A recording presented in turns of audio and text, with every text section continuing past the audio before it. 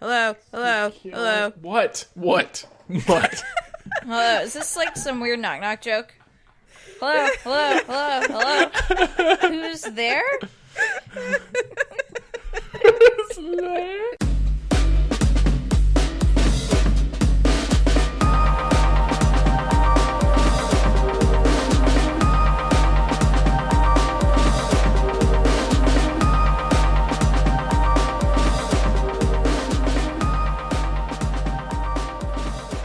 Hello, and welcome to Way Too I Broad. was about to do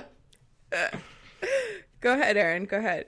Hello, goodbye, welcome, don't welcome, bienvenue, bonjour, bienvenue to Way Too Broad, a show of listening type where you can hear a cousin. A place for friends and cousins and siblings to talk about things they're really, really ridiculously excited about. For friends and lovers to talk about that.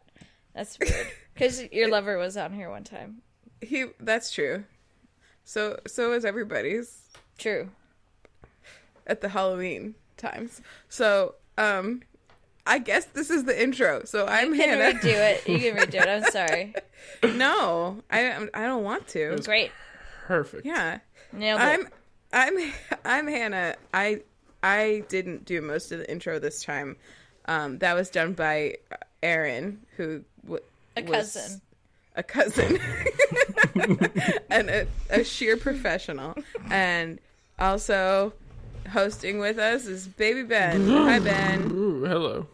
He's a sibling He's of mine. part sibling, part horse.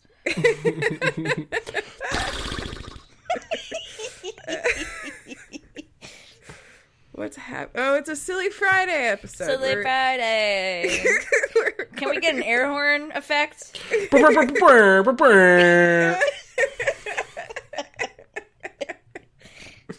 Oh my god.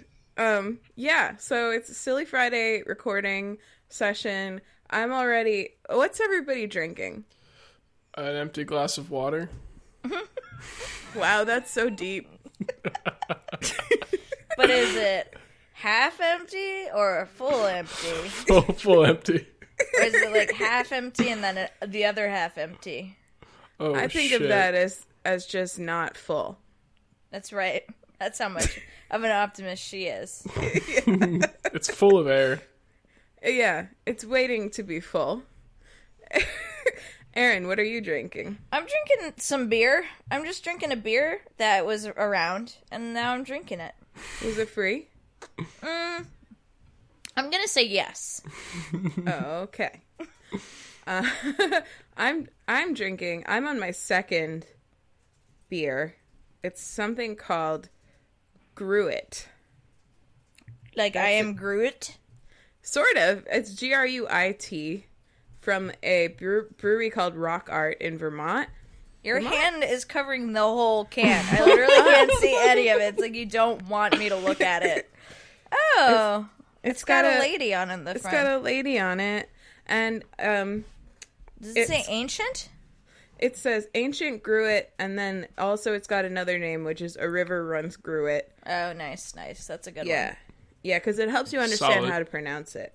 And then, here's what it is. Ale brewed with herbs, chamomile, rose hips, elderberry, and lavender for a delicious flowery, herbal, tea-like flavor and aroma. You freaking would drink that. I asked Ian, this is the story of this beer. I was on my way home today, and I said to myself, I really want pizza. I really want pizza tonight. And then I called my husband, and I said, husband, I really want pizza tonight. And he said, I had pizza last night. And I said, I didn't have pizza last night. And then I said, okay, let's get something else. But he's good, and he was like, let's get pizza. So we got pizza. And then I was like, let's get beer. And he was like, I'll get the beer if you get the pizza. So he asked me what kind of beer I wanted. And I said, I want something springy. And that's like the only direction I gave him. And I've never had a beer like this ever, but it is like so incredibly springy. This lady has like a sunflower in her hair or something. It's right off screen. That's so springy. That's kind of summery, but yeah, that's springy. It's like, it tastes like tea. Legit tastes like tea. But it also beer. That's weird. Whoa. It's good. I'm on my second one. I like it. I had a really good beer last week. It was that. What was it?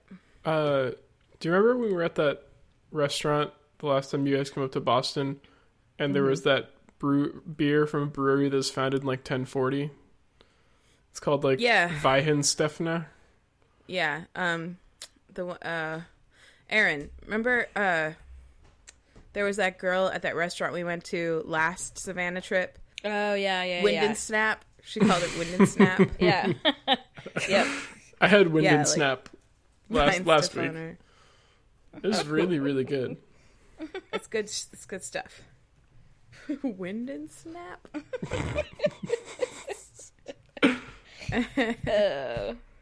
Anyway, this is episode 29 of Way Too Broad. Whoa. That's how old I am. That's how old I used to be. Last week. Yeah. That's how old I was a week ago. I can't believe it's only been a few days since we got back from Savannah and since you turned 30. I know. It's hard to believe. It feels like so long ago because it's been, like, it's snowed here since. I'm sure it snowed there since. Yeah. So, yeah, Ben, it was like pure spring when we were there. Pure spring. Raw spring. Uncut spring. God. As spring as the beer in Hannah's can. Yep. Nice. Even a little bit summery. It was like in the 80s on Sunday. Did Mike Pence ruin everything, or was it fine? No, we didn't even notice. If we hadn't known, we would have never known. Let me catch any brand new listeners up. So Erin and I last weekend were in Savannah, Georgia for her birthday and the St. Patrick's Day parade, and so that's what we're talking about. The only way that Mike Pence affected our parade, also Mike Pence was there, but we didn't see him. There. We didn't see him. But the only things that I saw that had anything to do with Mike Pence were number one, there was one woman walking in the parade with a hastily drawn sign that said, "Welcome Vice President Pence to our city." And I saw one woman across the way cheer for that sign, and then I kind of watched her with more malice from then on, and that was like one thing. And then the other thing was one of the clowns that was walking in the parade had a Make America Great Again hat on his belt that he maybe wouldn't have had otherwise. Well, and then there was a car that was like the something clan would like to march with Vice President Mike Pence. And we were like, yikes. Boo. Yes. Yeah, but it didn't affect us, but we talked to some business owners who were really upset about it. Yes. And we talked to, it was my mission to find somebody who was, like, excited about it. So I kept asking business owners, and then there was one that she was like, I was like, so, the no fun zone, huh? And she was like, definitely pro. Yeah. She was like, our city knows how to handle it, and everything's gonna be great. And I was basically like, oak. Oh, my chair just made a big noise. Ooh, a big noise. Big noise. Is it okay? It's fine, Hannah. So, one fun thing about our trip was that Erin never, like, started out with, like, any context when she asked business owners about this. She would just be like, hey, so are you guys affected by the no fun zone at all?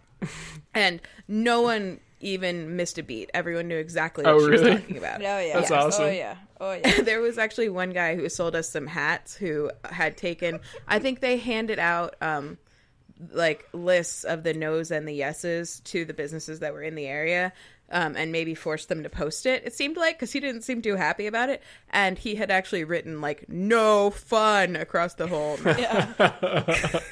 That was an interesting outcome of our trip, is that, you know, in Savannah there's no open container laws, so we were just traipsing around, like, drinking beer, and we all bought a hat. We all, like, I was certainly quite tipsy when we popped into the hat store where the three of you bought a hat, and then later I was definitely pretty tipsy when I bought a hat. And I was like, isn't that such a wholesome crew that we have? We're like, getting drinking and buying hats. Whoa.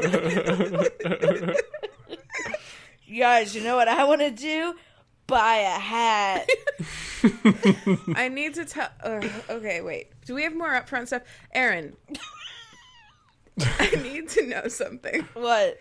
Do you have an obsession this week? What do you mean, do I have? What Where the kind fuck of a am I, question Hannah? is that? What the fuck are we doing here? We never agreed on who was going to take Savannah. If one of us... No, I have one. Okay. You can take it if you want. All right. Well, then I'm going to pause the Savannah discussion. All right, I just paused. I'm kidding. So that I can talk about it. Because we have a brand new family inside joke that we need to tell Ben about. Oh, all right. Oh, I don't know what it is. You don't? No. Okay. So... Ben, we got a new family. You're out. So this joke happened on our way back from Savannah. Ian was sleeping in the back seat. Erin and I were in the front, and it was very late at night. It was like midnight. And Hannah was out of patience for my little miniature neuroses. Like, Hannah... I was talking to my mom. This is totally a tangent. But I was talking to my mom about this, how, like, I'm such a laid-back person, but I have these, like, little things that I just can't let go of.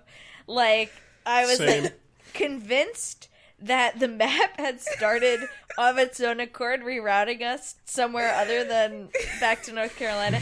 So I was like, Hannah, could you just double-check that we're going to the right place? And Hannah would not. She was like, no, we're going to the right place. It's fine. And then also... like, soon after, I was convinced that suddenly Spotify just had started playing a different playlist than the one that I wanted to play, and I was like, could you just double check? And she was like, no! She was like, it's playing the right one! She was like, out of patience for my bullshit. That's very Hannah to, like...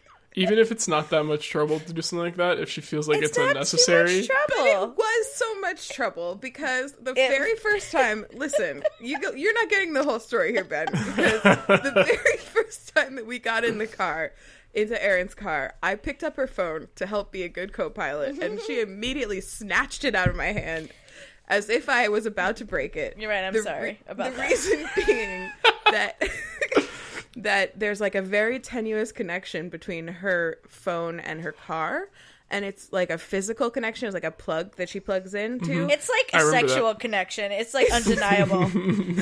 So you have to be very tender with it, is how she describes it, or else it'll get disconnected and you have to like replug it in. It's honestly not that big a deal. It's not a big deal, and I'm so sorry I overreacted. I sowed the seeds for your being over my bullshit. It's just it was a terrible mix of events. Well, it was just like the playlist thing was especially like what are the stakes here? Like first of all, I put up a playlist that is of an artist that this song is from that same artist. So what are the chances that it's like not the playlist that I put on? Second of all, we're 2 songs into it, and I saw when I put it on shuffle that there's 14 songs on this playlist. So like why would that have happened? I don't know, Hannah, but I just don't think it was that big of a deal. Like, could you just done it for me?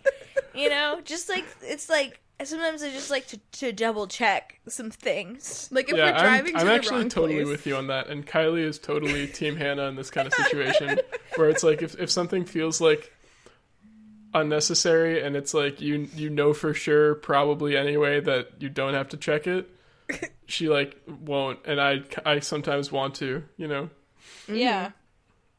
Yeah, Ian is definitely team you guys. So. But it's fine. It's fine. In both cases, I mean, was I not right? You were totally right.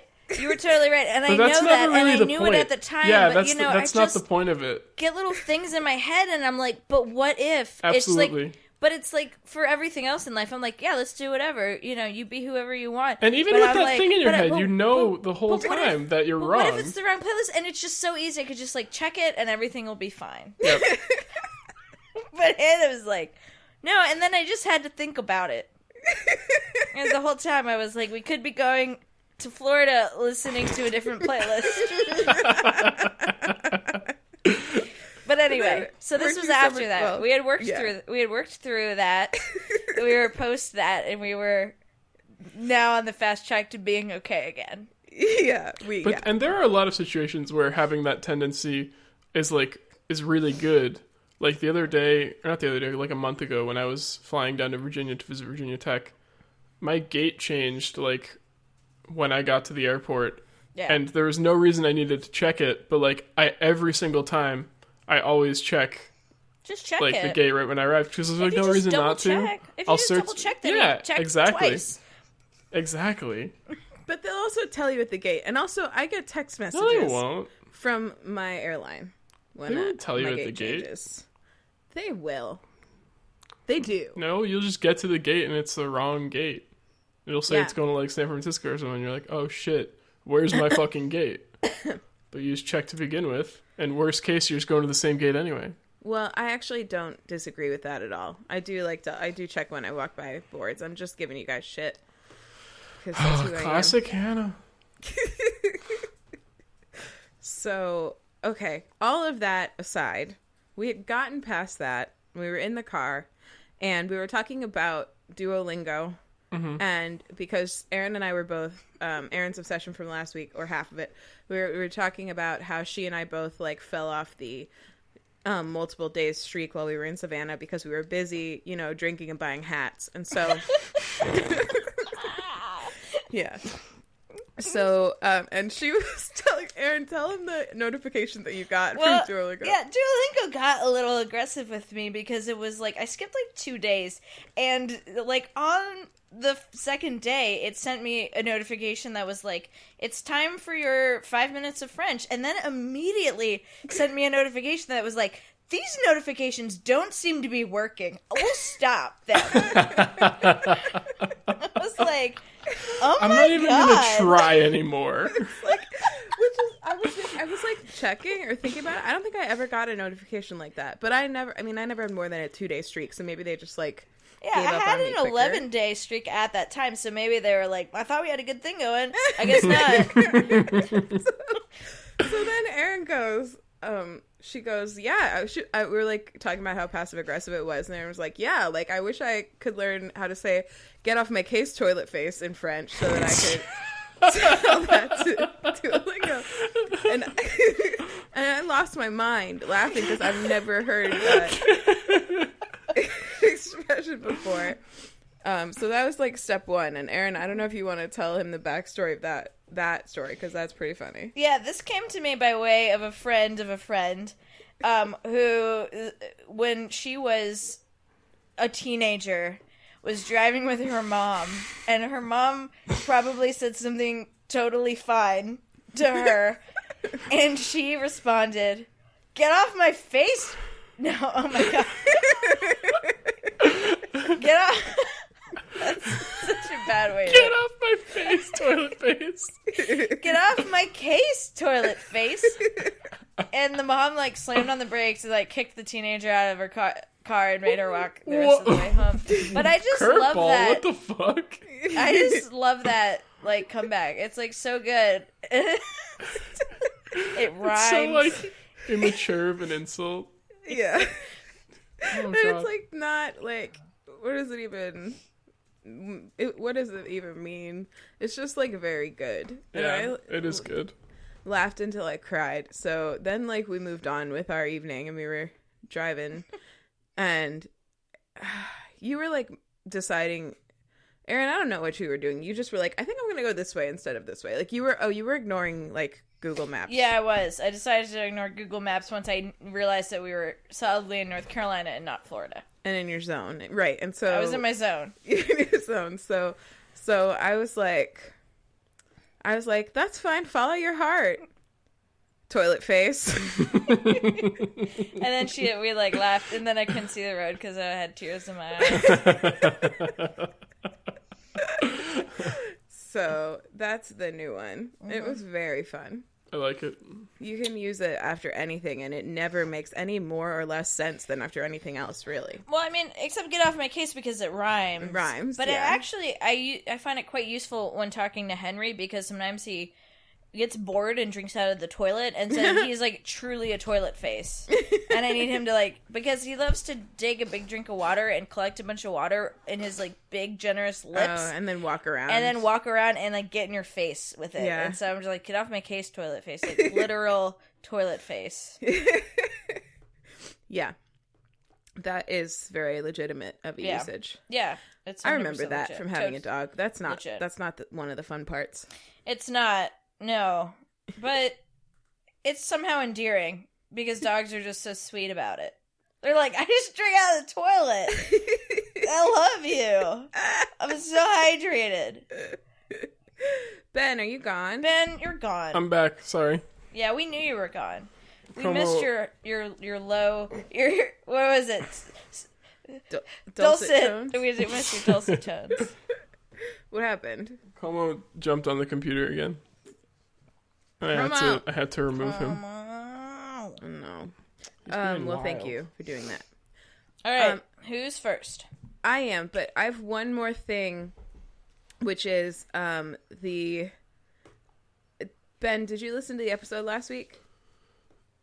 Yes, I did, actually. He was also here. Oh, yeah, no, but I did hear. Did you notice anything, Ben? Notice anything in that episode, Ben? Wait, last week you had Janelle Monáe, right? Yeah, mm-hmm. And Erin had French. Yeah, did you notice anything about that segment, Benjamin? Did I not listen to the whole thing? I think that's a possibility.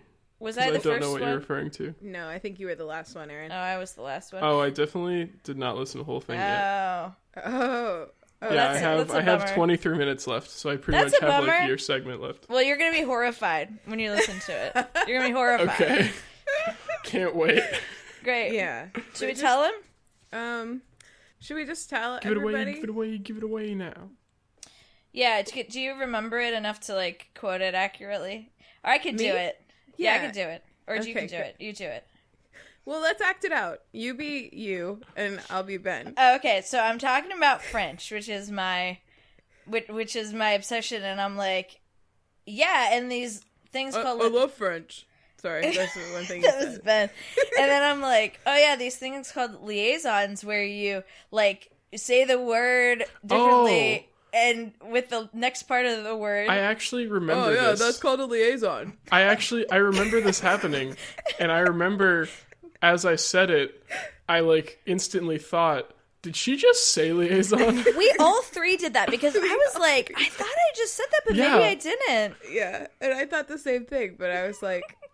I didn't gather what she meant at the time. Like, I thought she was just like, I didn't. And then, like, after you said it, Ben, I was like, oh, Erin just said that. But I instantly felt kind of bad because of that, like, as that happened. But I think it was, like, something in, I don't know, something in the way you were describing it. Like, it sounded like you were talking about something you didn't know the name of, I guess. Yeah. Does that make sense? Like... Where you're like, it's this thing where this thing happens. You didn't know what you were talking about? Does that, like, ring a bell? No. Oh, God, I made it worse. Look, I was not offended at all. It's just really funny. The audio makes you look like makes you sound like a dick. But you're not, and I know you're not, and you weren't in that moment, because all three of us I was like, maybe I didn't say that. I thought I had, but you didn't hear me, and Hannah didn't. None of us picked up on that, or we would have mentioned it, right? Yeah. But I remember thinking, like, as I said the word liaison, I was like, she might have just said this word like 2 seconds ago. But it was like just like a thing in the back of my head that just went away as we kept talking. No. It's not as fun because you didn't listen to it. So but I thought that our reenactment was pretty good. So. Yeah, it was pretty good. Your Ben voice is like pretty dead on. It probably won't be able to differentiate I love French. That's Ben. Especially because you say that's Ben after every time you do it. All right. We've done the inside joke. We've done the liaison. We know what we're drinking. We know what everyone's drinking. All that can be left is obsessions. Obsession. My obsession. Don't know any other words. Mine, I don't even know what song that is. Mine, as I mentioned earlier, is Savannah. I miss it. Savannah Unana so much. Savannah on my mind. Yeah. I want to tell some more things that happened in Savannah for Ben and for our listeners. Please, God, as my obsession. Okay. The first thing on the note of Mike Pence in Savannah. also referred to as Mike Piss. In particular moments of rage. Yep. Is that I don't know if you remember from last week's episode, Ben, because this part you did listen to, that the that he technically listened to the whole thing as he was an active part of the entire conversation. Right. That one of the knows. No, I'm not. Sometimes I don't listen to whole episodes too, so don't feel bad. But you listen to them all. Well, thank you, Erin. I appreciate you. That wasn't a compliment. That was a fact. You edit them. Oh, I do. I thought you said you listen to them all. Anyway. Yeah, I said you listen to them all. I thought I said. Oh, Jesus. That you listen to them all. Oh. Okay. All right. I do listen to them all. Okay. So. So I don't know if you remember, Ben, but a couple of the things that were on the no list were signs and flags. Yeah. On sticks. So. Or signs without sticks was what we were on there. Yes, signs without sticks, but flags with sticks were okay. Although I feel like they would have, if what I'm about to say hadn't happened, they would have like tried to stop rainbow flags. Quite honestly, and I think you mentioned something like so. They only announced it like 3 days before the parade, as you also know. Blindsided everybody, but still. I don't know who exactly pulled it together, but still somebody managed to take the government or something, or the Savannah whatever, to court over free speech violation, over not allowing signs in. Oh, really? Yeah. Might have been the ACLU. Yeah, it could have been. And I don't know who they would have, if it would be like the city of Savannah or the city of Savannah sounds right. Yeah. They took him to court and they won. So they were like, "Where's my free speech?" Wait, that's so fast. I know. They were like, "Free speech, bitch." Yeah. And the courts were like, "Yeah, bitch." And then they I feel like that's a pretty well documented precedent. Yeah. Yeah. So yeah, I heard some numbers. It's total hearsay because it was this weird guy in this weird shop that we went into. But this weird guy, no, it wasn't that guy. It was the fragrance shop that we went into when you went on your pee adventure. Oh yeah, I did. Yeah. I did have a very long pee adventure. So, I mean, every day in Savannah is really a pee adventure. Let's dog ear that. But he was saying that like 6 out of every 8 people that was like in the crowd were there to protest, not to like say hello, which is. You said 6 out of 8. 6 out of 8. I wonder why you wouldn't say 3 out of 4 at that point.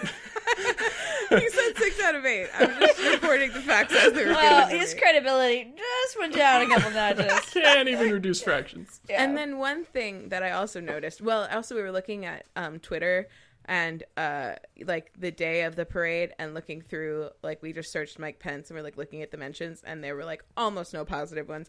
Everybody was so angry that he was there and that he was fucking with the parade. There was this one article that like one of Georgia's senators had like posted up and been like, Savannah's so excited to have Mike Pence coming to the parade, and then literally there were no replies that were positive. Every one of them was like, Jesus. No, we're not. You don't speak for me.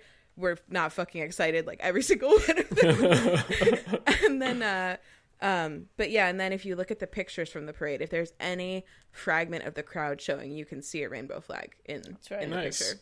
which is I mean, awesome. honestly, I think that's because of the incredible, like, protester turnout, but also, like, even if you were pro Mike Pence, you would, like, not want to go to the no fun zone, because it was, like, not fun for anybody. You weren't allowed to have a chair.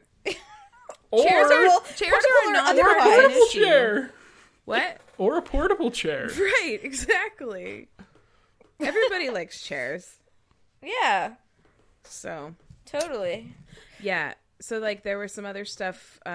We heard about a business that had to cancel an event that had been planned for, like, over a year, that it was going to be, like, a $200 a head event at their restaurant, and they had to cancel it because oh my Pence God. coming.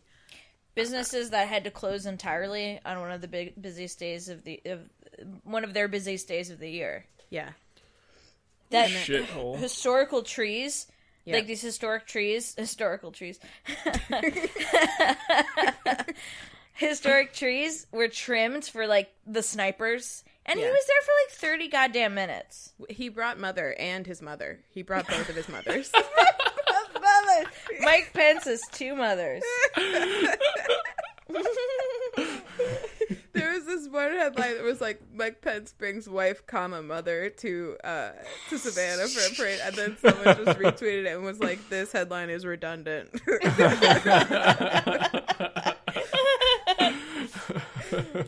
love that so much. The bathroom aside was that I had to pee, and I went on this, like, wild scavenger hunt for a place to pee, and ended up finding a leftover porta potty from St. Patrick's Day.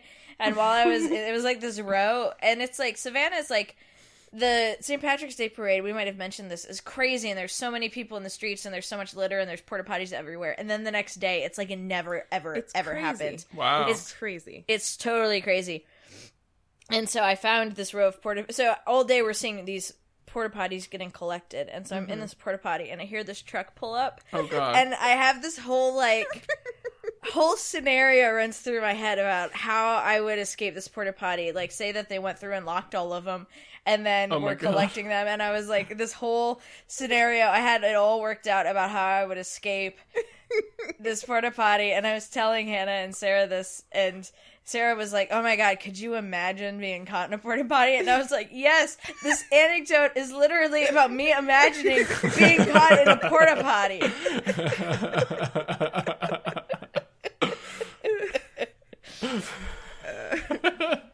So that's like nightmare the last material. Yeah. Oh my God. You had a knife. You were gonna, like, cut your way out. Like, I was gonna cut my way out like a trapped animal in a porta potty, like a trapped human animal in a porta potty. So okay, let's talk about some of the Savannah magic, not just the negative / political stuff. So Pants. First of all, yeah, not just the pants. So first of all, our accommodations were fucking a million times better than fucking Brian. Yep. He's the hostel owner. The hostel owner. That was the lost episode that we talked about that. And so we were right on, like, the biggest park in downtown Savannah, and it turned out from our room you could actually see, like, if you are looking up, like, tourism materials for Savannah, the main thing that shows up is this big, huge white fountain. That's in the middle of Forsyth Park, which is the park that we were right on. And it turns out from our room, from our beds, you could see that fountain. Wow. Yeah. It was so beautiful. There was this wonderful porch. What? In fact, the inn was like giant whirlpool tub, and it was talking about that fountain. What?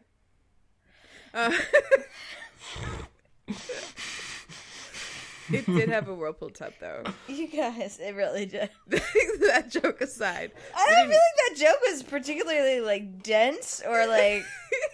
I thought it was pretty straightforward. I'm, like, playing it back. I'm like, I would tell it the same way. Again. I think I lost you when you said was like. Like, I didn't understand. Oh. That you meant, like, they advertised a giant whirlpool tub. That was where you... If we're gonna break down... Okay. In the future, let's definitely dissect jokes right after they happen. I really appreciate that feedback, actually. So You're welcome.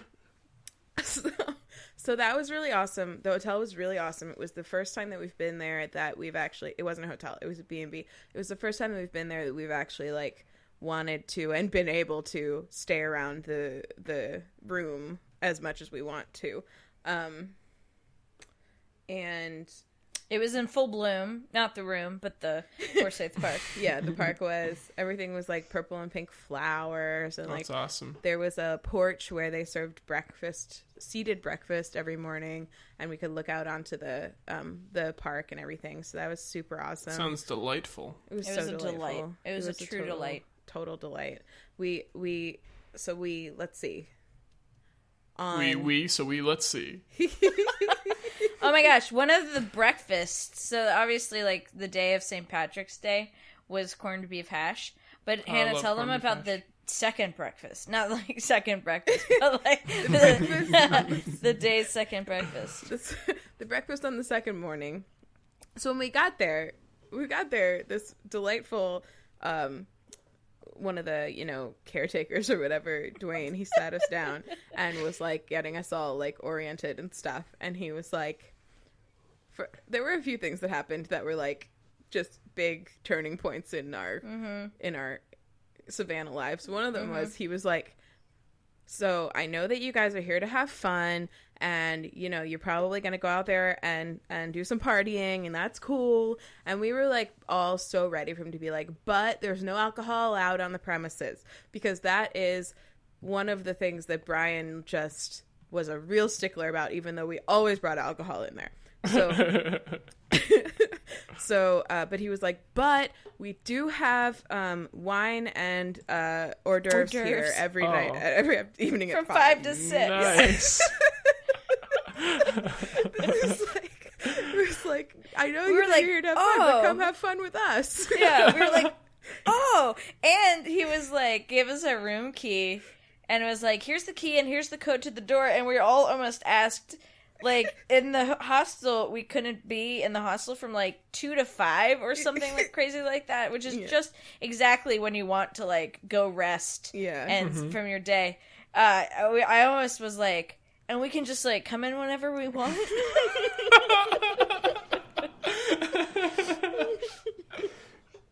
Okay, so also when he was explaining breakfast to us, he was like, okay, well, tomorrow morning, there's corned beef hash, and then the next morning, it's going to be just croissants and French toast and bacon. And we were like, trying to act disappointed. We were like, that sounds amazing, right? So we get there the second morning, and they serve up breakfast, and it turns out it's not croissants and French toast and bacon, it's goddamn fucking croissant French toast and bacon. What?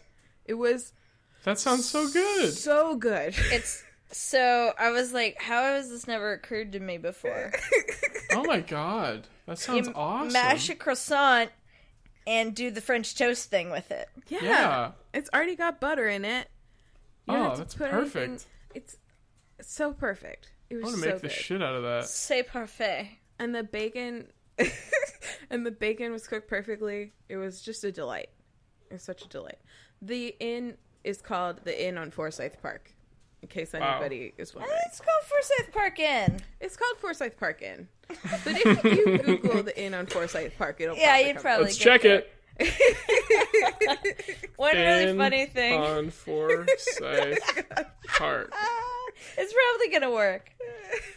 Forsyth Park Inn. It's a sponsored link. There you go. They know their shit.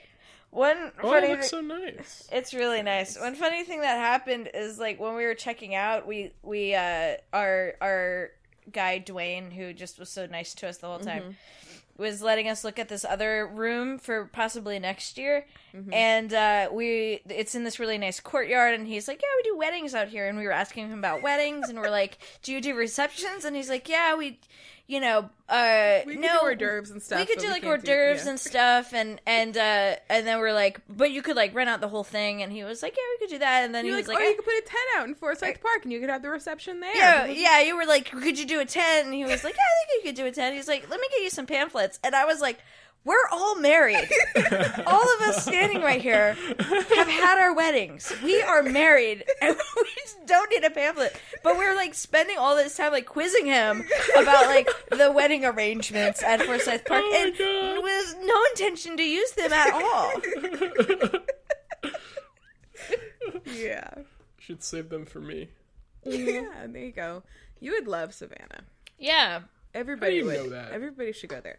But Maybe we should go there. wait, there's something that keeps popping into my head as soon as we move on to something I'm sorry. else. It's not your fault. Hats. Did we mention we got some hats? We had some drinks. We got some hats. We went to a bar. Had some Brinks. I remember when we first got there, Dwayne was there, who's the guy we keep mentioning. There was also a guy there named John. By name. And keep mentioning his name. Yeah. Which is how you know we're talking about him. Right. But there was another guy there named John. He was in a sport coat, and he was like, he welcomed us, and He was Sarah just always in a sport coat. No, he wasn't, but we'll get to that later. Oh, okay, all right. Okay, but he clearly also worked there, and Sarah had spoken to him on the phone as well, so she actually, like, walked in like she owned the place, which is kind of, like, very Sarah. She was like, she just knew everybody there already. She's like, oh, you're John. Oh, Dwayne. Like, she just really great. God, now I'm paranoid. His name is Dwayne, right? Yeah, his Oh, name's... yeah, that's No, right. it's Dwight. It's Dwight. No, it's not Dwight. It's not. It's not. Oh my god, guys. It's Dwayne. It's You're Dwayne. right. It's Dwayne. It's Dwayne. The whole time. The whole time. Aaron kept calling him Dwight. And No, not to his face. In my head, and then people kept saying, no, it's Dwayne. Because I would also say it out loud, not Right. to him. And then I was going to address him to let him know that I knew what his name was. And I was like, don't call him Dwight.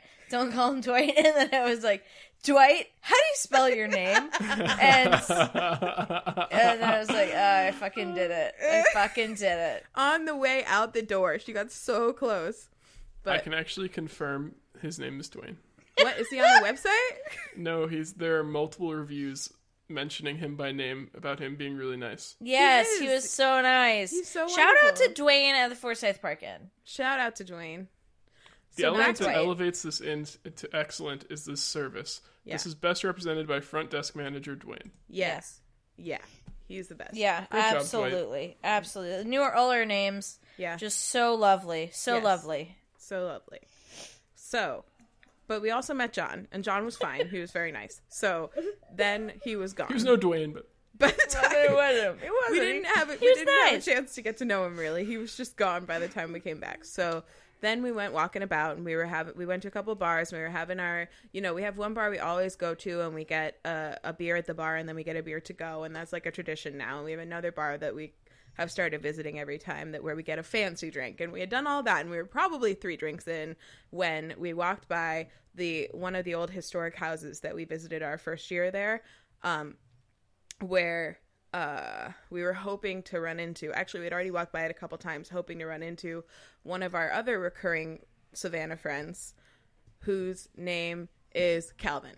Calvin. Yes. So Calvin works restoring this old historic house, and the first year we were there, we had a grand adventure one night, and it started out with us taking a tour of this house and meeting Calvin and learning all about this house, but also getting to know him, and him telling us to come visit him later and telling us where we could get hookah and all kinds of stuff. So He gave us the hookah. he gave us the hookah. So we love Calvin. So then when we came back the next year, we happened to run into him, and we went looking for him this year. Well, when we came looking for him this year, the first time we walked by, he wasn't there. The second time, he was outside. He was like loading stuff in from his car, and he happened to be talking to John from the inn earlier. But John And his wife. and his who were wife. holding beers, which is just so Savannah. So Savannah. Beautiful. And they were both wearing green. John was no longer wearing a sport coat. And as I mentioned, we were a few drinks deep, and we were like, oh, Calvin. But John thought that we were like waiting to talk to him because we had just met him. And so he was like, oh, you guys Because caught John me is off so duty. fucking full of himself. He's not. He was very nice. Yeah. Sorry, So continue. he was being very nice to us and talking to us, and Sarah was over talking to Calvin, and then Sarah came over and was like, oh, hi, it's nice to meet you. You're John, I'm Sarah. And like clearly, just clearly, had no idea that she had just met this man like an hour earlier. Just 2 hours.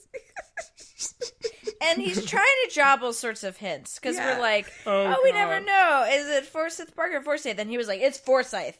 Yeah. And I was like, well, you would know because I'm also trying to help Sarah. I see this happen. And I'm like, well, he would know. And then his wife is like, oh, I never stayed at a B&B until I met John. And Sarah just thought that was like the most random shit. Like, why would she tell us that? Oh, it was so bad. It was so funny. So yeah, so we eventually extricated ourselves, and we told Sarah she was shocked and mortified. But now did you find out how Calvin and John knew each other? I was waiting for a twist where they were like brothers or something. No, we didn't. We did. We actually went back there for a cookout the next day, and because Calvin invited us because we're escalating our friendships year by year. Yeah, and and I guess they were just meeting for the first time too. But they were like making a business connection, because they're both local businesses. I mean, meeting for the first time too? Nobody was meeting each other for the first time in our party. Sarah thought she was. I was like, oh my god. We were walking away. I was like, oh no, Sarah. We just met John at the hotel. We talked to him on the phone. For weeks we've been talking to him on the phone. It wasn't like 2 days ago. It was like just recently. Just recently. Like hours ago. So, yeah. So then let's see what else happened. We went to the parade, and then we went to... And then it was Erin's birthday, and that was cool. And then... It was my birthday, like, before the parade, too. Yeah, that's true. We all sort of forgot in the morning. And then Erin said something, like, about her birthday breakfast or something. I didn't mean to. I really didn't. I was just having a mortification moment in the shower. You know, sometimes you're in the shower and you just think about the terrible things that you've done. No. Or, like, the embarrassing things that have happened to you. Like all the people you've killed. You ever just think about that in the shower? As you're washing the blood off of all over your body?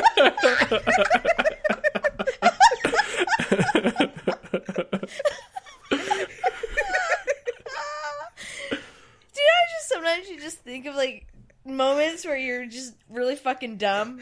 I accidentally said it. I really don't know why I said this. It sounded like I was, like, fishing for a happy birthday, but we're in the thing, and I just randomly said the word birthday.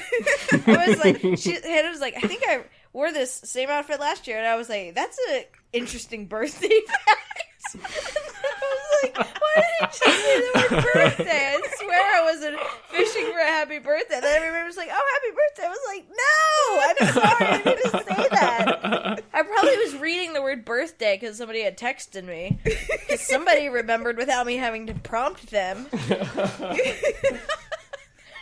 Well, you did have that dream also the other day where you dreamt that nobody remembered your birthday. I had a few of those leading up, but I didn't really care.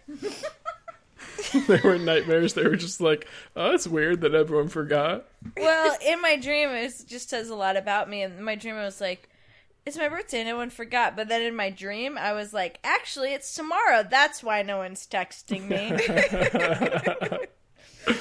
That's pretty much all. Savannah was so great. It was as magical as ever, and I loved it. And I never stopped. Oh, the other thing I was going to say was when we were on our way back, I was looking at houses in Savannah because the houses there are so beautiful, and I'm so tired of all the nor'easters at this point. So I was just like having a dream, and I was looking through, and like all of the houses that are any place in Savannah that I would want to live are like $1 million or more, obviously. Yikes. And then I was like, if I don't live in downtown Savannah, then I just live in Georgia, and that's not interesting to me at all. Yeah. So, so I think I'm just gonna stick with visiting, and we'll see what else comes up for places to live. But it's like last year when we were in the parade, and then the parade was suddenly over, and we were just drinking by the side of the road. It's like just like that. Yeah. It's all about context. Exactly. So it was great. Oh, we also rode in the Tesla on the way from Charleston to Savannah awesome. and back. It was so awesome. Cool. It was really awesome. It was so cool. What was awesome about it? The wonders never ceased, Ben. The very first thing that happened was that Sarah backed it out of the garage while being not inside of it. She just no one was inside the car. No one was inside the car. She just was like, "Come out here, Tesla," and then it came out. Pulled out her cell phone. That's so cool. And was like, "I'm bringing my car out." Yeah, and it just has this really beautiful like full screen like map and control. It's like it's amazing, and it has the autopilot.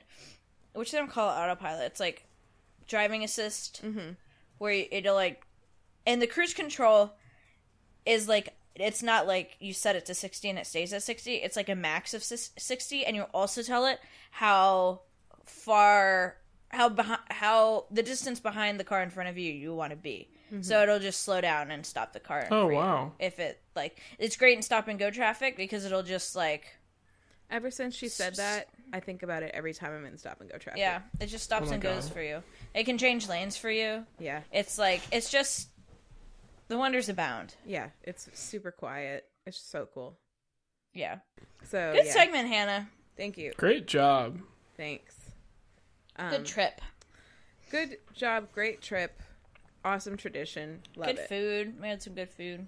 Good food. My favorite Noodles. new tradition. Yeah. Lots me of too. noodles. Just so many noodles this year. Noodles abounded. Did you guys play any Dominion? Nah. No, but we were talking about maybe bringing games for next year. Yeah. For because the night after the parade is always like kind of a sleepy night. So it'd be a cool thing to do. Yeah. Because you've day drinked all day. Day drunked all day. And so you don't really feel like going out. Yeah. So staying in and playing board games actually sounds so dreamy. Yes. Oh. Oh. It's a plug. Like the podcast. Molly and I played Dominion tonight. Oh, nice. Nice. It was really fun. Erin, you are up next. Oh, great. What's your thing? Well, I had a little trouble this week because I'm still on that French, though. And my class started.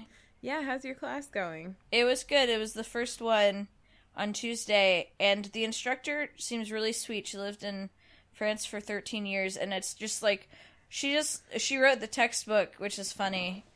It's like a self-published thing, and she just like really has a passion for like traveling in France and encouraging others to travel there, and it is like you can tell it's like her one hope and dream that we all just travel to France. Like our final project is to plan a trip to France, not in French. It's like a French class, and it doesn't have to be in French. She just like wants us to plan a trip to France because she's just like all she wants, and she wants it to be her dream trip, but like make it realistic so you'll actually go. It's like her one and only hope and dream is that we all go to France. It's very sweet, but she's like a little kind of all over the place and a little disorganized in a kind of endearing way. And she's also of an age where she gave some really funny advice, some funny travel advice, which was if you go to France and you buy a train ticket online, be really sure to not print out the receipt, but print out the actual ticket. She's like, I've done that a few times. I thought it was really funny because that's not a French tip. That's that's an internet tip. Yeah. Yeah. But she really stressed it. Like she was just like really harping on that. And I was like, that's just an internet tip and can be applied for any place that you would go, here or abroad. Yeah. But I just loved that so much. I was like, okay, you know what? I won't. So, but she's really sweet. And it's funny too. We're all there to like learn and speak French, and she'll be like, "Does anybody want to like say that?" No? Okay. And I'm like, we all want to say it. We all want to say it. But I'm getting tired of being like, I'll say it. Like, I'm here to like talk French out loud. That's what I'm here for. Anyway, she's really sweet. I'm enjoying it. People get real nervous about that, though. Get really embarrassed. Yeah. That's true. Yeah. Because I don't want to keep being that guy. I mean, we would all love a chance to speak French out loud. That's why we're here. Well, but yeah, I guess it's kind of different for for continuing ed for like a community college class, because like definitely it was like tough for people in school to like volunteer to speak French, but oh yeah, you guys are like, you chose this, and it's a French for travel, right? Yeah. We chose this, right? I can like listen and read French in the comfort of my own home. Right. But I can't speak and have somebody who knows what they're talking about listen and be like, actually, it's like this, you know? I'd probably still be pretty mortified, but then in that case, I would probably appreciate a teacher who, like, forced me to do it anyway. Exactly. Yeah. Anyway, I really like her. I really like it. So, anyway, my obsession, I was between two kind of, like, lesser obsessions, but this one is a little greater. And it's that we have been watching the new Queer Eye. We talked about this. Yeah. Ben, are you aware of this? Yeah. Cool. I haven't seen it, but I know of it, yeah. Yeah, at first I was, like, not gonna watch it because I was like, oh, these, like, queer men are going to, like, do the emotional work for some straight white dudes. But that's not all that it is. That's definitely some of it. That's definitely a few, you know, several of the episodes. But I have just been loving it, you guys. And it started, Really? when it started, I was like, here are all the reasons it's problematic. And we're like 10 minutes into the episode. And I turn to Molly and I'm shaking my head and I'm looking at her and she's like, what, are you not liking it? And I'm like, no, I'm going to love this fucking show. Here's the thing. I'm going to love this show. And I do. I just love them. Here's the thing. I love that I'm a lesbian. That's my number one choice. My close second is being a gay man. Like, I just like love them. Mm-hmm. And I know that you think he's a little annoying, Hannah, but Jonathan, who has like this long brown hair and this beard, and is just the most effeminate, like, honey. He goes everything honey, and he's just like, I love him, and I just want to be his lesbian friend. I wonder if he's in the market for like friends, a sweet lesbian couple friend. I bet he is. Anyway. Probably. He used to have a podcast on Maximum Fun, apparently. Oh, really? Before he hit it big, yeah. Cool. I want to listen to that. I forget. I think it's called Getting Curious. Oh, okay. Mm-hmm. And I remember hearing ads for it and thinking, that guy sounds really annoying. Yeah. I can see... I can't begrudge you for that. Like, I know what you're talking about. I just happen to love it. They're just so tender. The queer men are just like very tender and open, and I know it's contrived, and I know it's like all neat and packaged up in an hour, and I know that like these people aren't having their lives changed, or maybe they are, but it's just really nice. Mm-hmm. It just feels very wholesome to me. Mm-hmm. I can't feel bad about it. No. We had some discussion about this on the way to Savannah, or to Charleston, actually. But I watched all of it. I really liked it a lot, too. I haven't finished it. You still haven't finished it? No. Molly and I are watching it together. Like, we can watch, like, one episode a night or, like, two. Have you seen the Firehouse one yet? No. Okay. But, I want to be clear. I love all of them. I'm like way into the like I'm way into like in general like the like gay man experience and aesthetic. Like, I'm a big fan. Yeah. Most of my friends in college were some sort of how would you put it? LGBTQ. Gay man? A lot of them were gay men. So like I don't want like you or anybody to think that I find Jonathan annoying because of his effeminateness, because no. but I love it. And I like, so one thing that I said to you in the car, which like still kind of like wriggles at the back of my head, is that like it felt a little disappointing to me at first that this still was like a thing that the culture like seems to need or seems to like be like like gay men are different and they're especially good at these things, but it kind of addresses itself in that way later, and it's much more like direct on these issues than the original Queer Eye for the Straight Guy is. Jonathan especially, like we were talking about, and then also like not everybody that they help is straight. Right, exactly. Which was that was a surprise to me, because it's not called Queer Eye for the Straight Guy. It's just called Queer Eye. And so there's really good... I was pleasantly surprised with the amount of diversity. Because it's not just straight white dudes. No. But the first guy is so sweet, and he's a very straight white dude. He's very straight. It's Georgia. Just like... Yeah, there you can like highlight all... like some of it's a little... heavy-handed, like you said once to me, Hannah. Like you once said to me long ago. And some of it's just like, it's like, you know, there's an episode where a police officer is talking to the African American, like, Fab Five man, and it just feels... And then there's another one with kind of religion, and it just feels...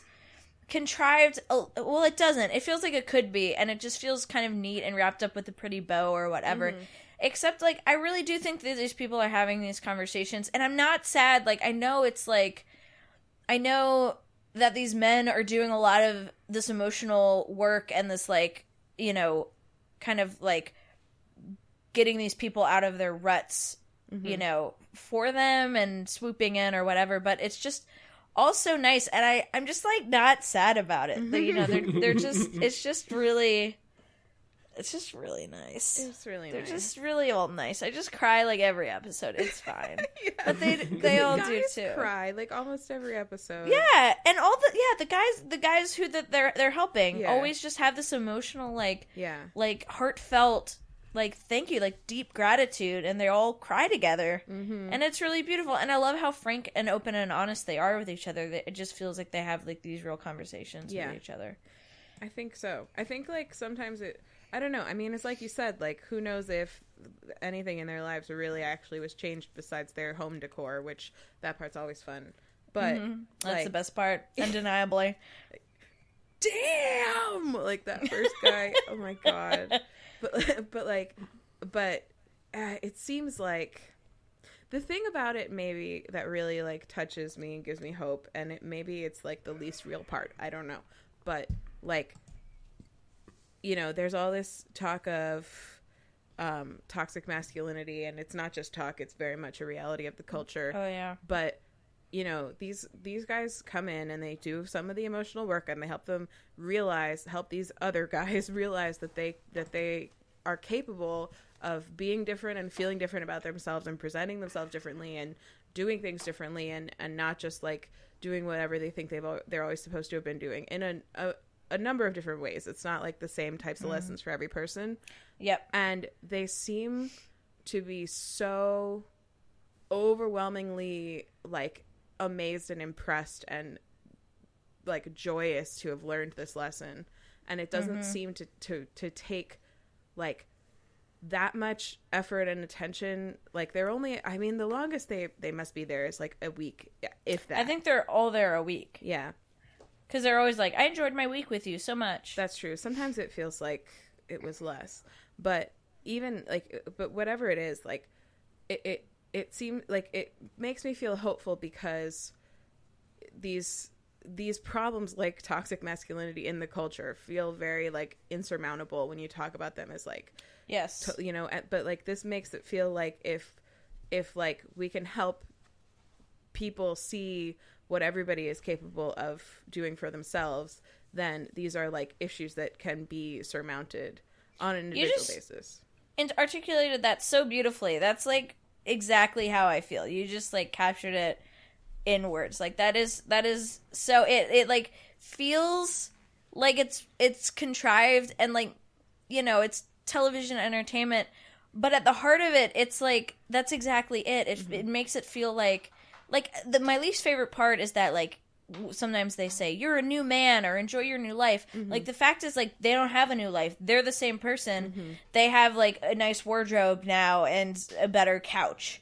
But that like seed is in them, like right, like they're not going to keep that up 100% as it was on the show, but what they might do is remember to like present themselves well for their significant other, or like remember that there was a time when they kept their kitchen clean, and so they can probably do it again, right? Like it's just that like seed of change of like that was possible, maybe it's possible to continue or something like that, which makes it. Go ahead, sorry. No, what were you gonna say? Oh, or like remember that they know how to cook at least one thing now, so they don't have to assume that their significant other is always going to be doing the cooking or something. Exactly. Like that. Yeah. Anyway, I know it's not solving the world's problems. It's probably not solving any problem, but it's nice. And even if you take away that whole aspect, I would watch it just to watch the Fab Five. Honestly, I would. Would it have killed them to put a lesbian in there, though? No, that's exactly what I'm saying. It would not have. They could have done that. Could have done it. Anyway, the end. Good one, Erin. Great jorb. Thanks. Great job, great Hamster. show. I've been enjoying watching Queer Eye with my queer eyes. And your queer wife. And my queer wife. Don't presume how she identifies. JK. Is Ben's turn now? It's Ben's turn now. Ben. You guys already know what mine is, but the listeners don't. Wait. I don't forgot know. already. Really? Yeah. I don't freaking know. It's Dear Evan Hansen. Oh, right. Which for those... Through window. That's right. I did it. For those of you listeners that don't know what Dear Evan Hansen is, it's a Broadway musical that I first heard of it actually like a kind of a while ago. Before it was cool. I see. No, but I didn't listen to it then. Like I used to listen to this podcast called Off Book, which is like an improvised. They do an improvised musical on every podcast, and actually the two hosts are like they're both like really great improvisers at like the UCB Theater in LA, but they're also like big fans of Broadway. And so in one of the episodes, they did it like after the Tonys, and they talked about how Dear Evan Hansen like swept the Tonys last year. And I didn't listen to it then for whatever reason, but then Ben Platt and Lin-Manuel Miranda just put out that new song to support the March for Our Lives, Found Tonight, which is a mashup of Hamilton and Dear Evan Hansen. Right. And then I like saw Ben Platt and heard that bits of music, like the bit of what's that? You Will Be Found, that were part of that song. And I was like, this is really good. And I knew it was from Dear Evan Hansen, so then I listened to the whole thing, and now I just haven't stopped listening to it like all week since then. It's so good. Do you guys know what it's about? Oh yeah. That is another interesting Savannah story. Very quickly, Erin made me play this song in the car, the one that you guys have been singing. Living through a window. And I hadn't heard it, and so I asked her what the plot was, and Erin like hemmed and hawed for about 3 full minutes. Like, well, I think it's actually, like, I think I'd actually find it really upsetting. It's, like, really, it seems, like, very stressful. Definitely. And, like, so it's, like, about... It's also kind of weird. Kid, but, like, I think I could... And she just kept on saying how stressful it was, and I was like, are you going to tell me, or do you want me to look it up? Like, can you not talk about it? I can talk about it. I was just like, oh, it's so much to it. It's like a whole thing. I was going to say, I would recommend to it, like, people that are listening to it to read the synopsis on Wikipedia first. So that's what I did. And then listen to it. But I read from a very basic the synopsis level as Erin was telling me the plot line. That's what ended Oh, really? happening. And you corrected her when she got was things like, wrong as you went fuck you and Yeah, go For ahead. listeners that want a real basic idea of what it is, Evan Hansen is like a teenager who suffers from like severe social anxiety, and his therapist recommends writing letters to himself to like build his confidence. And he writes one of them and says something in it about the girl who has a crush on, whose name is Zoe. Mm-hmm. And her brother, who's named Connor, finds the letter as he's printing it at school. And then I think he like thinks he's making fun of him and gets really upset. And Connor is kind of a depressed kid. And Connor ends up killing himself, and when he does, he has the letter in his hand. And so his parents and like Connor's family, who thought he didn't really have any friends, suddenly were like, wait, is this his suicide note written to like this kid Evan Hansen, who like we don't know who this kid is? And they kind of, my understanding is like they kind of come to him as like, we're happy he had a friend. We didn't know that he had a friend. And not wanting to disappoint them, Evan Hansen like makes up this whole elaborate friendship, including like making false emails that were like backdated and with them like talking to each other, and ends up dating his sister and doing like this whole charity based on this fictional friendship. Not his own sister, no. Thank God. Thanks, Hannah, for clarifying. But yeah, it's really it's a fucked premise. It is. Yeah, it's really fucked. But I do kind of get, like, I feel like if it wasn't clear from the beginning that Evan Hansen suffered from severe social anxiety, it would be more fucked up. But like, I could imagine someone being in that situation and like not knowing, because that's a really hard situation to be in. Just such an odd circumstance of like you ending up with their letter in his hand when he kills himself, and like not knowing how to handle it properly and kind of having the wrong reaction, and then not wanting to deal with the necessary social situations and awkwardness to get out of it. So that's you just like get yourself back deeper. It's a great insight. I literally just thought of that as we were talking about it. I'm sorry, Hannah, you're like suddenly in profile. What's happening? I'm trying to like. She's also just making a lot of noise. Look, Ben observes complete silence during your freaking obsession, and then like suddenly it's time to like reconfigure your entire microphone setup during his. No, I just no big deal or anything. Don't freak out, but the podcast candle has not been lit this whole time. Holy shit. So does that even count? Do we have to erase this? Let's start over. No, it's okay. It's okay. I'll add it in post. Ben, I had been listening to the Dear Evan Hansen soundtrack, and I ended up just pulling a few songs out that I really loved and put them in my musicals playlist. But does anyone have a map? Does anybody have a map? Is so one good. I fucking love. Like when they do the harmonies. Does anybody have a map? Love it. That was a brief clip. That's the first song in the show, and it like.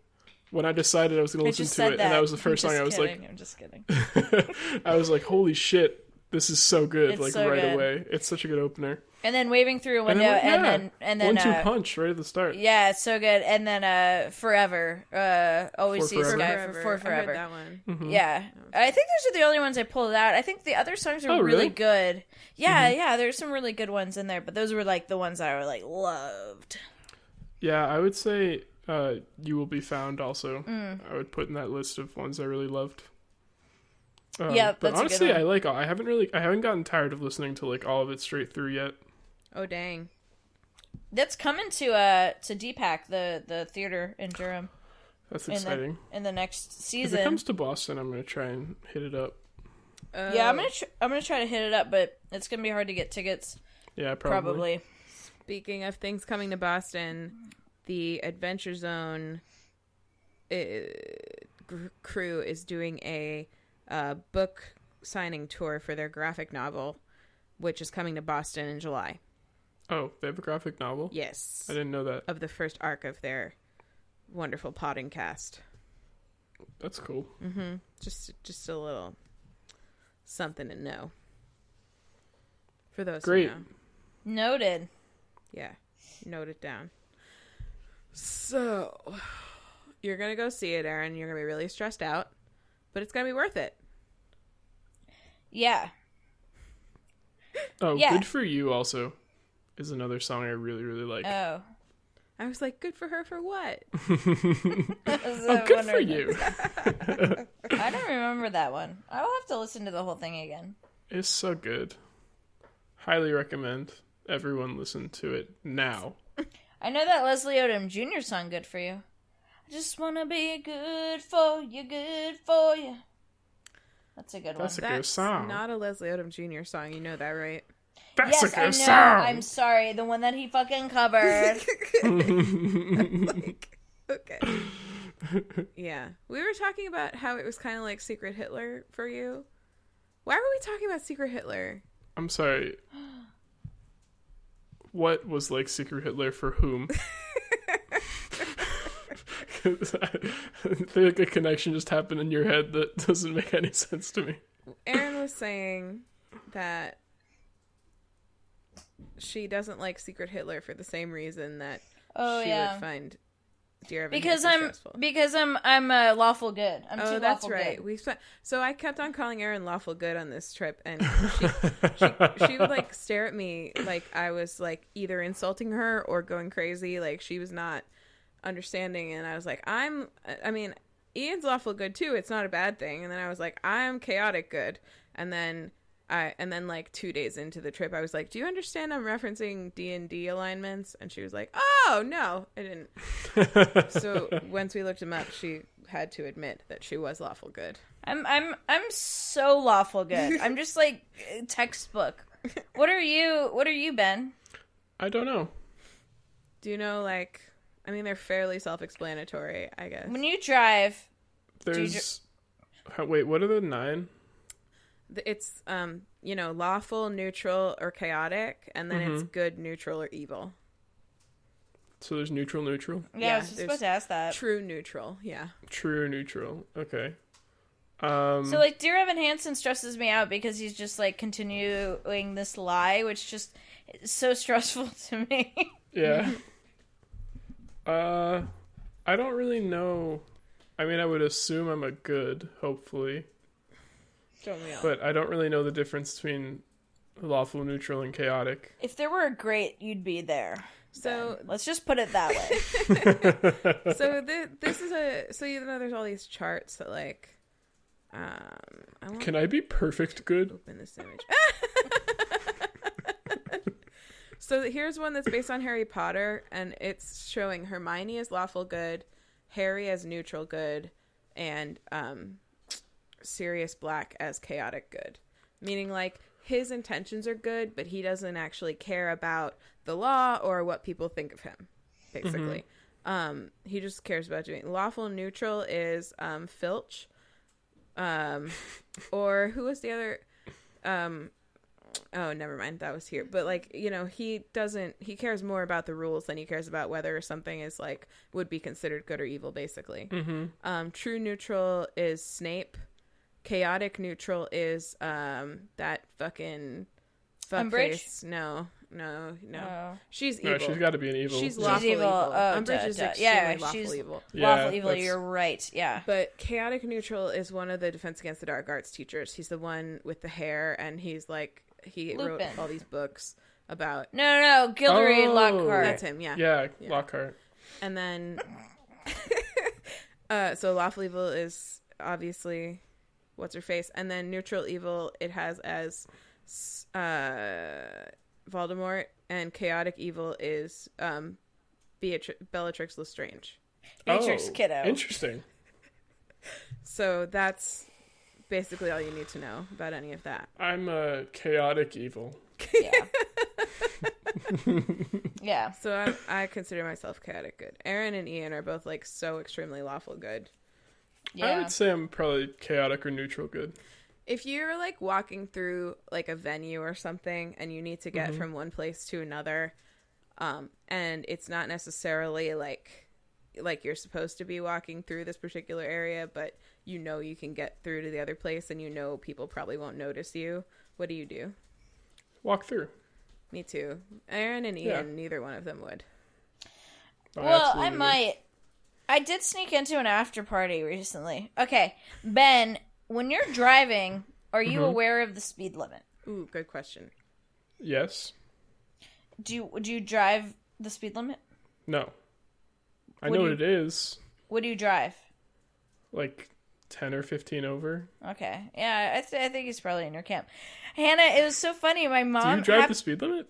Me? I drive like 5 or 10 over. Okay. But I'm hyper aware of it. Gotcha. I'm hyper aware of it. I always know what the speed limit is, so that Erin, I can go 5 or 10 over. Right. I told Erin a story about this one time that I drove with Ian on the road that I used to drive to work every single day, and he was like, God, the speed limit changes so much on this road.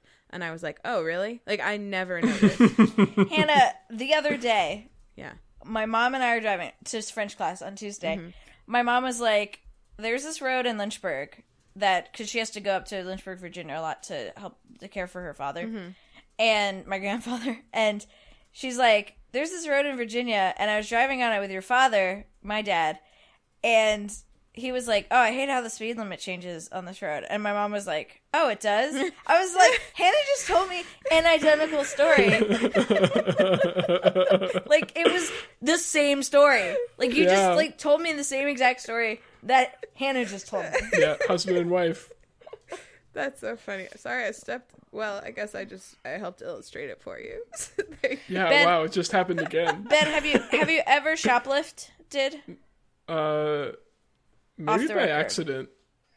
Okay, accidents doesn't count. I have by accident. No, I haven't on purpose, no. I have by accident and on purpose.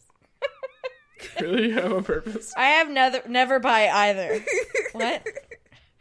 One time. Like what have you shoplifted on purpose? Well, this is a bad example because my values were different at the time and I was very broke. But I used to think it was extremely unfair and stupid how expensive makeup was when I was in college. Because like the markup is insane and like wait, the makeup is insane?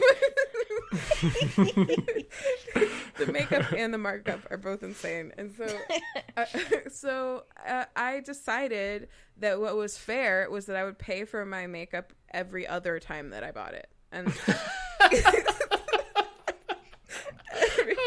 I love that there was still like some, like you didn't want to steal it. You just want to steal it all the time. No, like, I wanted to give them what I felt they deserved for it, which was about half of what they were charging me. You know what I have done before?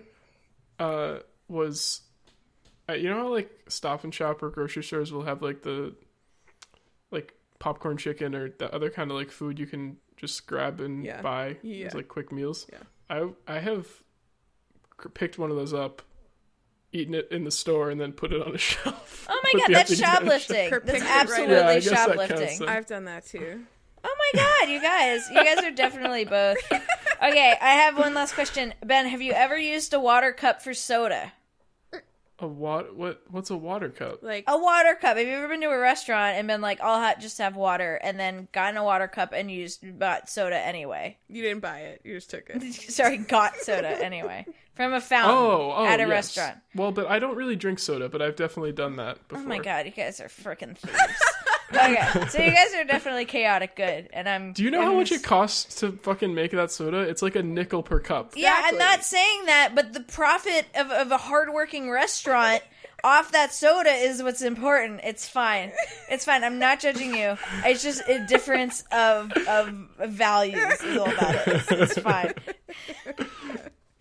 Let's wrap up. All right. Well, thanks everybody for listening to our debate about shoplifting, I guess, and all the other stuff we talked about. Homework. My homework. Plan a trip to Savannah. It's really great. If you want to see us there, then go during St. Patrick's Day and visit Forsyth Park on the green in front of the Forsyth Park Inn, and that's where we'll be. That's where we'll be. Yeah. My Twitter is at Anthropology, like anthropology with an H at the beginning of it. Figure it out. Figure it out. Erin, what's your homework? My homework is to watch Queer Eye on Netflix, and my Twitter is at EarnBurn, and I review lesbian movies sometimes on Instagram at LesbianMovieReviews. Yeah. .com. Don't go there. I can't vouch for what's there if you go there. Ben, go there right now. I feel like that's a risky one. My homework, that's the word, is to listen to Dear Evan Hansen, but read the synopsis on Wikipedia first. My Wikipedia. Wikipedia. And my Twitter is at NEDiscoGreg. And I post pictures of my little kitty cat who is, I think, under a coat right now because he was going crazy. He's still under the coat?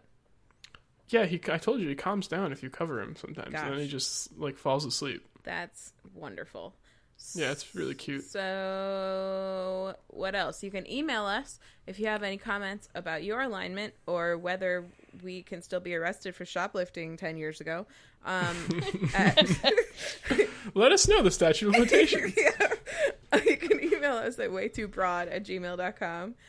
You can join our Facebook group on Facebook if you search Way Too Broad. And also our ear snack Twitter is at Too Broad Pod, TOO Broad Pod, as in a pod of narwhals. And shout outs to Aunt Brown, my mom, for sending Erin a video of a grape card that I forgot to bring to her for her birthday, and for emailing us, and I just remembered, and I'm going to read it because it's a quickie, I believe.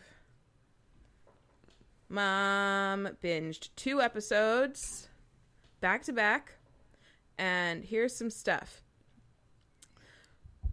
Doing puzzles, coding classes, Hannah's nails and picking stuff. All of this caused me to think about how much I enjoy and need tactile, manipulative, making real things experiences. It calms me and makes me happy. Too much virtual makes me sad and does not feed my soul. Do you think that this is something that is stronger for some than others?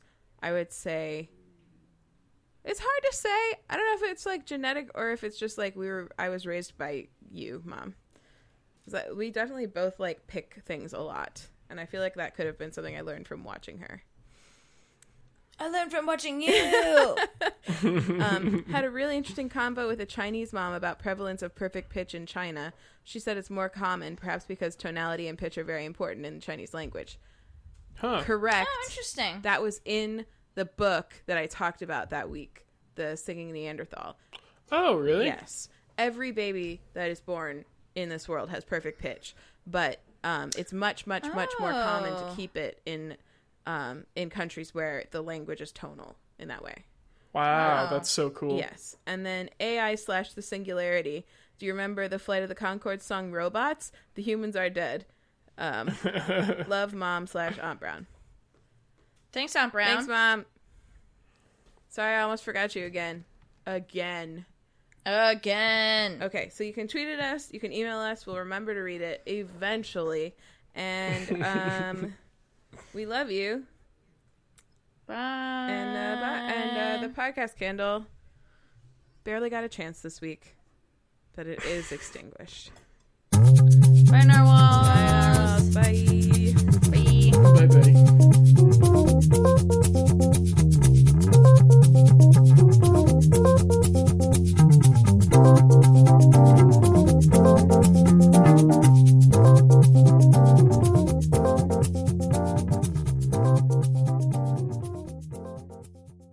Did he mute me? No? There's a chance he muted me. Oh, Or no, I just can't hear you guys. He turned to you all the way. What the how did you do that, Como? What did you do? I can't hear them. Como, come here. He just looks at you. Are you having a podcast with your cat? He can't hear that sick bird. He's moved. Oh my gosh. Hello? Oh, there we are. I can hear you. Now that your mini podcast with Chromo is done. Hey, do I sound loud now? You sound like guys- shit. Yeah, you sound like shit. Do I sound distorted, though?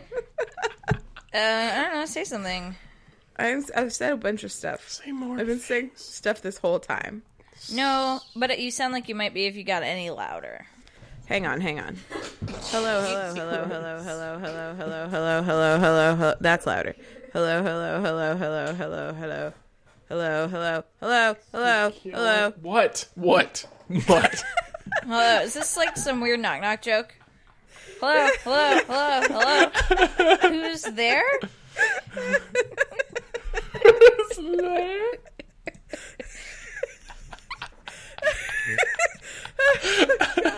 It's me, Hannah. Orange blooded. Didn't say but Hannah. Stop. You're being a butt. Oh, you fell because you fell. Okay. Get your cat under control and get in here, Ben. What the fuck? I got places to be. It's Friday night. I have my pants to take off, etc. etc. Okay, do I sound better? I can actually take my pants off. You can only see breast up. Mid-breast, I'd say. Don't take your breasts off.